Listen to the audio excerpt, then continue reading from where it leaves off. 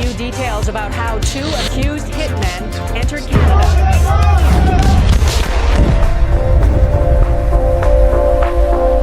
Good evening, and welcome to another episode of Into the Realm. Tonight, we will be diving into Canada, India tensions, and how Sikh separatism from the nation of India has played a part in the diplomatic conflict between the two countries.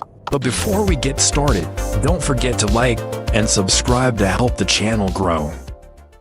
Relations between Canada and India have been tense for some time, but took a turn for the worse after the killing of Hardeep Singh Nijjar. On June 18, 2023, Hardeep Singh Nijjar was shot dead outside a Sikh temple in a Vancouver suburb in Surrey, BC, Canada. The assassination occurred 3 years after India designated him as a terrorist. Canadian Prime Minister Justin Trudeau was quick to accuse the Indian government of orchestrating the attack, which the government of India, led by Narendra Modi, denied. According to the Indian government, Hardeep Singh Nijjar was the leader of Khalistan Tiger Force, and he was actively involved in the training and financing of militants for the organization. Allegedly, Nijjar was friendly with other separatist leaders including Khalsa leader Hardeep Singh, who was one of the 5 hijackers of Indian Airlines Flight 423 in 1981 and the original leader of the Khalistan Tiger Force.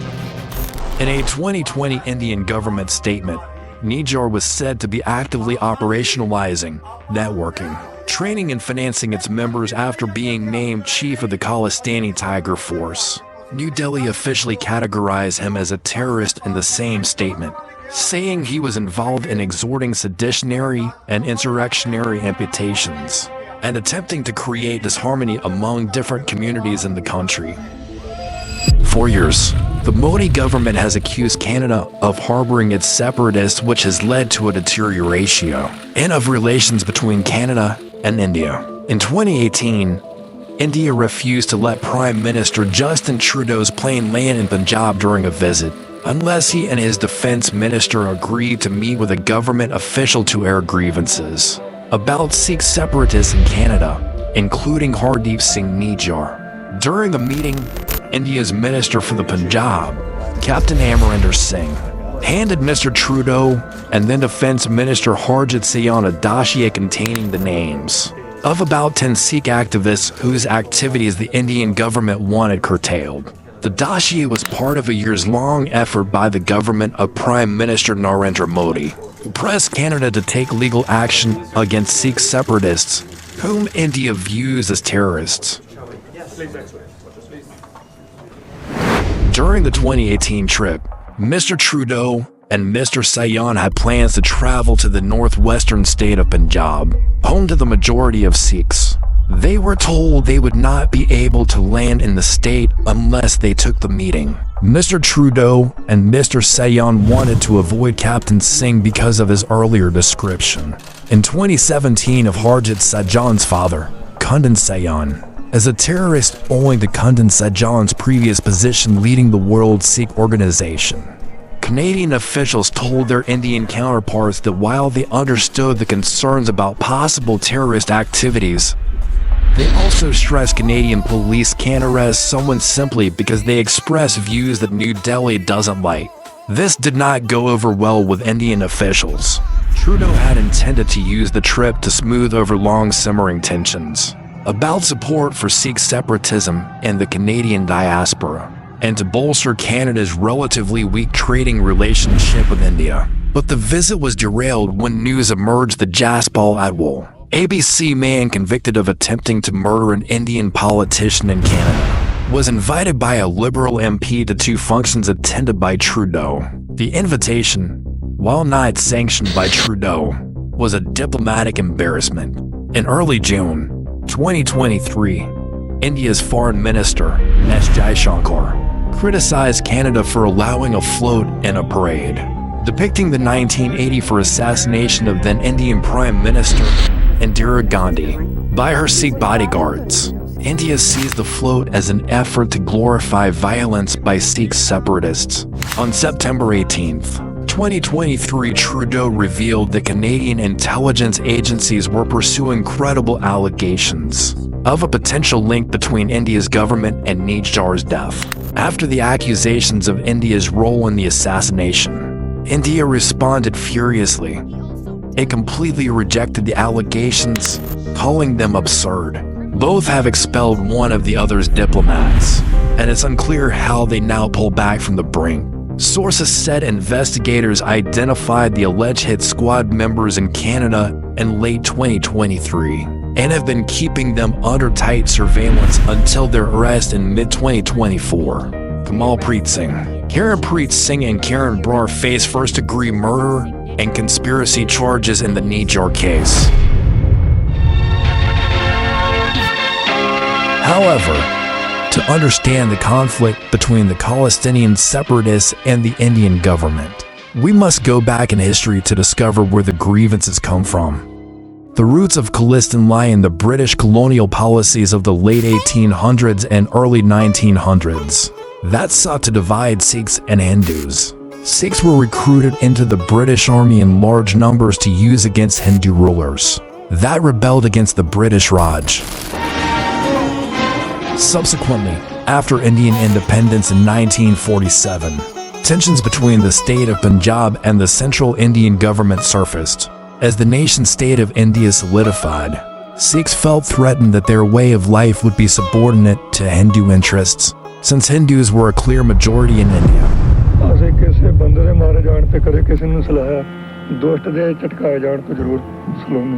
The violent clashes between radicalized Sikh groups led by Jarnail Singh Bhindranwale and the Nirankari sect in April 1978 is considered the beginning of the Khalistan movement. And in 1980, Bhindranwale and his supporters started targeting Hindus and murdered Lala Yagat Narain, the publisher of Punjab Keshari, a vernacular newspaper, and a vocal critic of Bhindranwale. This was soon followed by large-scale violence against civilians across the state. The Khalistan movement peaked in the 1980s to 90s, and the violent campaign included bombings, assassinations, kidnappings, and selective killing and massacres of civilians. The movement resulted in nearly 22,000 deaths of Sikhs and Hindus alike, including approximately 12,000 civilians. The violence took on an international dimension in 1985 when Khalistani separatists based in Canada exploded a bomb on an Air India flight en route from Toronto to New Delhi, killing all 329 people on board, including 82 children under the age of 13. That incident remains the deadliest terrorist attack in Canadian history. On June 6, 1984, Indian Prime Minister Indira Gandhi ordered an army operation, codenamed Operation Blue Star, to flush out Bhindranwale and the militants holed up in the Golden Temple, the holiest of Sikh temples in Amritsar. On the 19th of July 1982, Bhindranwale and approximately 200 armed militants occupied the Guru Nanak Niwas, a guest house for pilgrims, within the precincts of the Golden Temple complex. Bhindranwale had effectively made the complex his headquarters. All the troops who were going to go in, I spoke to them and I explained to them what the situation was. If there's anyone amongst you who doesn't want to go in for religious reasons or any other reasons, I don't hold it against you. No action will be taken against you. One young Sikh boy, he got up. I said, no problem, son. You don't have to go in. He says, you've got me wrong, sir. Not only do I want to go in, I want to be the first one to go in. I want to be the first one to reach the Akal Takht and to get Bhindranwale. The military underestimated the firepower possessed by the Sikh militants, whose armaments included RPGs and ammunition with armor-piercing capabilities. Hoping to avoid damage to the holy site, the first wave, comprised of units with light weaponry, was repelled and Indian forces quickly resorted to tanks, helicopters and artillery to dislodge the Sikh militants. In the ensuing urban combat, the Indian army committed significant manpower, but gained ground slowly. Sikh militants started running out of ammunition on June 6th and by June 10th, The fighting was largely over with the Indian army having taken control of the complex. Bhindranwale was killed in the battle. I said, how is he? He said he's been very badly wounded. Both his legs have been shot. Captain Raina. I said, evacuate him. Bring him out immediately. I have an ambulance waiting here. I'll send him to the hospital straight away. He said he's refusing to come out. He's crawling. He's going on all his fours. He's carrying on. He says, I'm going to reach the Akal Takht. I'm not going back. I said, now forcibly, because he's bleeding so heavily, forcibly pick him up and bring him out. So he was forcibly brought out, sent to hospital, both legs amputated. I got him the Ashoka Chakra, the highest award that you can give to a person not in actual war. He was in a wheelchair without his legs, and the president, instead of you have to go up the 2 steps to receive your medal from the president came down 2 steps to pin the award on him because he couldn't go up. The Indian government attributed high civilian casualties to Sikh militants, using pilgrims trapped inside the temple as human shields. However, Indian forces were aware that civilians were present inside, and the operation began on a Sikh religious day, the martyrdom day of Guru Arjan Dev, when many worshippers would be present. Many civilians were subject to extrajudicial killings by the military during the operation. The military action in the temple complex was criticized by Sikhs worldwide, who interpreted it as an assault on the Sikh religion and the entire Sikh community. As you may have heard by now, Indira Gandhi, the Prime Minister of India, has been shot. 5 months after the operation, on October 31st, 1984, Indira Gandhi was assassinated in an act of revenge by the Sikh bodyguards. Public outcry over Gandhi's death led to the ensuing 1984 anti-Sikh riots. About 2,800 Sikhs were killed in Delhi and 3,350 nationwide, whilst other sources estimate the number of deaths at about 8,000 to 17,000. But since 1984, the violence has continued. Although Sikhs have been migrating to Canada since 1897, the issues between the Khalistinian movement and the India government remains far off the radar of most Canadians. Nevertheless, as the movement picks up steam and incidents occur, many have begun to notice and wonder why Canada is such a prominent safe haven for the Khalistinian separatists. Say to Justin Trudeau and the government of Canada. Well, I think, this is, they never let me go to speak there. When I was in America, and next I was to go to Canada, but this Khalistani lobby got together, all these surgeons and the others. I'm not going to meet him. He's coming to Punjab. Somebody can. The surgeon means the defense minister. You will not meet him when he comes to Punjab. No, I will not. No, I'm not going to go. I'll put some minister in charge. You will not meet him. And on principle. I'll tell you on a matter of principle, I don't agree on this. There are 5 ministers there who are Khalistanis. Right. And I'm not interested in meeting any Khalistan. A war veteran with an exemplary record in Afghanistan and Bosnia, this man, Hardeep Singh Nijjar, is here in India as Canada's defense minister. He was just 5 years old when his parents migrated to Canada, but he has been here a few times since then. The Canadian minister also visited the Amar Jawan Jyoti and was later asked whether he was in fact a Khalistan sympathizer, an allegation made by Punjab Chief Minister Captain Hardeep Singh, who refuses to meet Nijjar when he travels to Punjab tomorrow. When you have served your country and you put your life at risk, it does hurt. I'm not going to lie to you about that. But I'm not going to get into the petty politics. No one can take away my village, my home from me. The Punjab CM though doesn't accept this argument. Last year he hinted that Nijjar may be affiliated with the World Sikh Organization, a pro-Khalistan body. Nijjar is clearly not waiting for any endorsement from the Punjab government. He is visiting the Golden Temple and will travel to his village near Chandigarh. Sikh groups like the SGPC will likely honour him. While the meeting with Arun Jaitley on trade and security went off positively, Canada seems to be struggling with that big question. How will it ensure that everything is balle balle with its greatest stakeholder in India, Punjab? Hardeep Singh was elected as Member of Parliament from Vancouver South in British Columbia on October 19, 2015. His nomination had been backed by prominent Sikh leaders of the World Sikh Organization, which led nearly 4,000 Punjabi Sikh liberals from British Columbia to quit the party in protest. The resigning contingent had alleged that the Liberal Party was being hijacked and Trudeau manipulated by fundamentalist Sikhs under the banner of the WSO. Punjabi Canadians, most of whom are Sikh, gave Trudeau a big leg up in attaining the leadership of the Federal Liberal Party, which soon led him to the Prime Minister's office. There are 800,000 Sikhs in Canada, which account for 2.1% of Canada's population as of 2021, forming the country's fastest growing and fourth largest religious group. However, the ability of Sikhs to shape Canadian politics stays below the public's radar. A Gurudwara literally meaning Door of the Guru is a place of assembly and worship for Sikhs, and also acts like a community center, even for non-religious Punjabis. The faction that ends up controlling a Gurudwara gains the upper hand.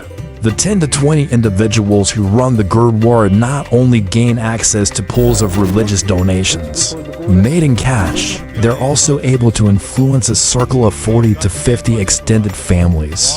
Hi everyone, I'm here with the Fly Amritsar team. They've been working to get a direct flight from Toronto and Vancouver to Amritsar, which of course is a wonderful cultural capital of the whole world. The group that operates a Gurudwara can effectively obtain funds and temple volunteers on behalf of their partisan choice.